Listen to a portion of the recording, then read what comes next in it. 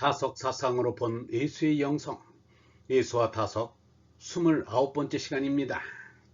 오늘은 죽음을 모르면 삶도 모른다, 죽음을 모르면 삶도 모른다 라는 제목으로 말씀드리겠습니다. 돈나 숫나 하나, 하늘님의 본성은 빔이여 어리라. 사람이 가지고 있는 오관, 곧 눈, 귀, 코, 혀, 살갗으로는 어떻게 해볼 수가 없습니다. 알 수 없다는 말입니다. 다만 생각으로 하늘님과 교통할 수 있는데 제나가 살아있으되 죽어야만 가능합니다. 그때 비로소 하늘님의 얼이 내 생각 속에 나타나 하늘님 당신의 생각을 조금씩 드러내십니다.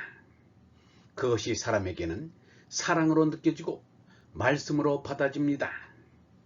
하늘님으로부터 받은 말씀이 사람에게는 곧 영원한 생명이라 더없이 소중합니다. 말씀이 곧 하늘님이다. 우리의 생명은 목숨인데 목숨은 말씀하고 바꿔놓을 수 있다. 공자를 논어와 바꿔놓는 것처럼 말이다.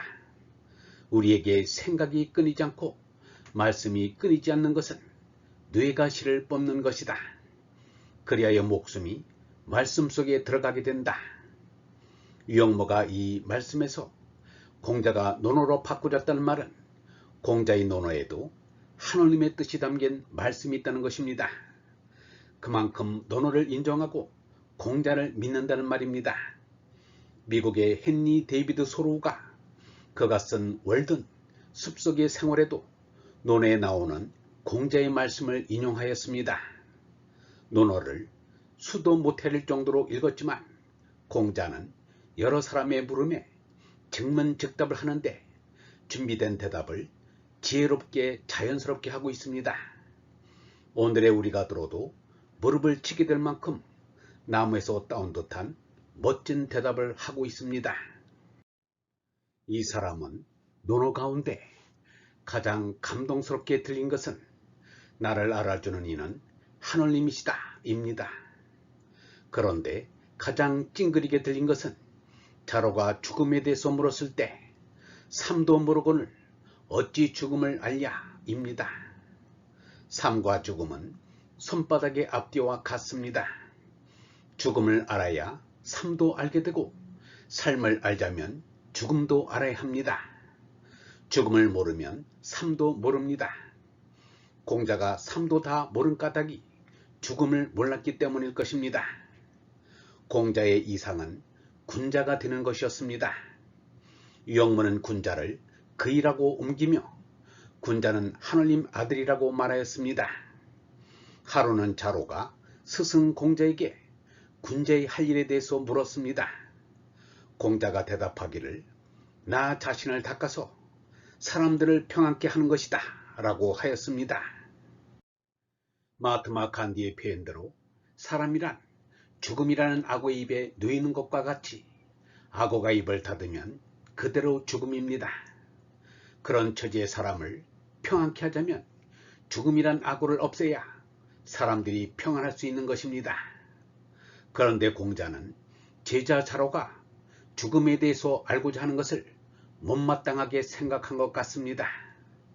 죽음도 모르는 군자가 어떻게 사람을 평안케 할 수 있겠는가? 이 사람 또한 공자를 인류의 스승으로 모시며 그의 어록인 논어를 성경 불경과 나란히 꽂아놓고 읽어옵니다.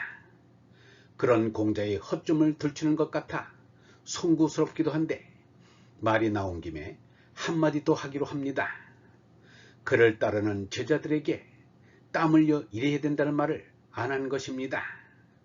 그리하여 유생들은 거의가 노동을 천시하는 불안당이 되었습니다. 그리하여 조선조 유학을 한다는 양반들이 일을 천시하고 일하는 일을 천대하여 산업이 일어나지 못하니 국력이 없어 조선조는 끝내 망하였습니다. 예수석가는 아예 빌어먹었습니다. 유영모는 공자의 말대로 온고지신하였습니다. 아버지가 돌아가시자 유영모는 경복궁 앞 적순동에 있는 집을 팔아서 당시에는 지금의 강원도보다 더 오지인 북한산 비봉 아래로 들어가 과수원 농사를 하면서 살았습니다. 그리고 제자들에게도 이마에 땀 흘려 농사하며 살아야 한다고 말하였습니다. 농부는 3년 농사를 지으면 한 해 동안 먹을 것을 비축해 놓아야 한다. 농사를 믿으면서도 하는 것은 얼생명을 사랑하는 천명을 기다리기 때문이다. 하나님을 사랑하고 이웃을 사랑하는 것은 농사꾼뿐이다. 농부는 때를 지켜 할 일을 한다. 그것이 사명이다. 씨 뿌릴 때 씨 뿌리고 거둘 때 거둔다. 이마에 땀 흘리고 살아야 한다. 일이 나 살 것을 돕는다. 자기가 들앉을 자리를 찾지 못하고 헤매다가 살터를 정하게 되면 그것을 복거라고 한다. 도심이 이롭다는 것을 알고서 땀 흘림의 일에 생활을 규정지어주는 것이 되어 복거하니 이 이상 즐거운 호강이 어디 있겠는가. 권력과 금력으로 호강하겠다는 것은 죄가 땀 흘릴 것을 남에게 대신 흘리게 해서 호강하지 않은 것이니 그 죄악은 여간한 것이 아니다. 우리의 삶은 영원한 꼭대기에 이어진 것으로 생각을 잘해야 한다. 그러니 스스로 몸뚱이를 바로 잘 쓰겠다는 정신이 안 나올 수 없다. 바로 쓸 수 있다면 동포를 위해서도 바로 할 수 있는 것이다.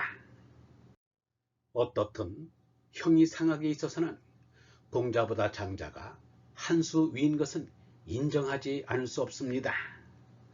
저 하나님께서 나를 꼴에 실어주었고 삶으로 나를 힘쓰게 하고 늙음으로 나를 평안하게 하고 죽음으로 나를 쉬게 한다.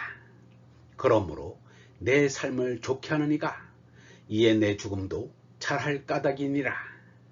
그들에게는 삶은 붙은 혹이나 달린 사막이다. 죽음은 부스럼을 짜고 헌대를 짜는 것이다. 그 같은 이들이 어찌 또 죽음과 삶에 낫고 못함이 있는 바를 아랑곳하겠는가. 이를 장자가 죽음을 자연현상으로 받아들이고 두려워하지 않는 것을 무달정신이라 합니다. 살아있는 분으로 문단에 알려진 이의 생사관을 들어보기로 합니다. 종교 냄새가 없으니 신앙은 안 가진 것으로 짐작됩니다. 술 취하고 피곤한 저녁에 잠든 나이에 머리에 코를 대고 아이의 냄새를 맡으면서 나는 때때로 슬펐다. 내 슬픔은 결국 여자 태에서 태어나서 다시 여자의 태 속에서 자식을 만드는 포유리의 슬픔이었다. 여자의 태는 반복과 순환을 거듭하여 생명을 빚어내는 슬픔의 요람이었다. 나는 춥고 어두운 흙구덩이로 들어가야 할 일이 무섭다. 그래서 살아있는 동안에 무사한 하루하루에 안도한다. 행복에 대한 내 빈약한 이야기는 그 무사한 하루하루에 안도한다. 행복에 대한 내 빈약한 이야기는 그 무사한 그날그날에 대한 나의 추억이다. 행복이라기보다는 그나마 다행이라고 말하는 편이 옳을 것이다. 김훈의 생사관에는 생사를 뛰어넘는 진리의 죄는 볼 수 없으나 초라한 인생의 한계에 불만하지 않고 천념할 줄 아는 겸손의 인간미를 느낄 수 있습니다. 유영모가 30여 년간 강의를 계속하였으나 자신과 가족 이야기는 별로 하지 않았습니다. 그런데 하루는 가족 얘기를 하였습니다. 우리 집 자식들은 못난 이들은 아닌데 이따금 답답할 때가 있다. 그럴 때면 무엇인가 잘못이 있는 것을 생각하게 된다. 내가 그 짓을 안 했으면 자식들이 안 나왔을 터인데 내가 그 잘못을 저지른 것이 잘못의 원인이었다 라고 말하였습니다. 그 말을 들었을 때 마음이 뭉클하였습니다. 그 잘못을 하지 말자는 예수 석가였습니다. 얼번 여러분, 삶과 죽음은 손바닥의 앞뒤와 같습니다. 죽음을 알아야 삶도 알게 되고 삶을 알자면 죽음도 알아야 합니다. 죽음을 모르면 삶도 모릅니다. 공자가 자로에게 삶도 모르거늘 어찌 죽음을 알냐 라고 한 것은 공자가 진정 삶과 죽음을 몰라서가 아니라 자로에게 먼저 바른 삶을 가르치기 위한 방편으로 말한 것이라 생각됩니다. 죽음도 모르는 군자가 어떻게 사람을 평안케 할 수 있겠는가? 장자가 말한 삶은 붙은 혹이나 달린 사막이다. 죽음은 부스럼을 째고 헌대를 짜는 것이다 라고 말할 수 있어야 참으로 군자다운 군자라 할 수 있을 것입니다. 오늘은 다석 사상으로 본 예수의 영성, 예수와 다석 29번째 시간으로 죽음을 모르면 삶도 모른다 라는 제목으로 말씀드렸습니다. 영성신학원 다석 아카데미의 하늘소리였습니다.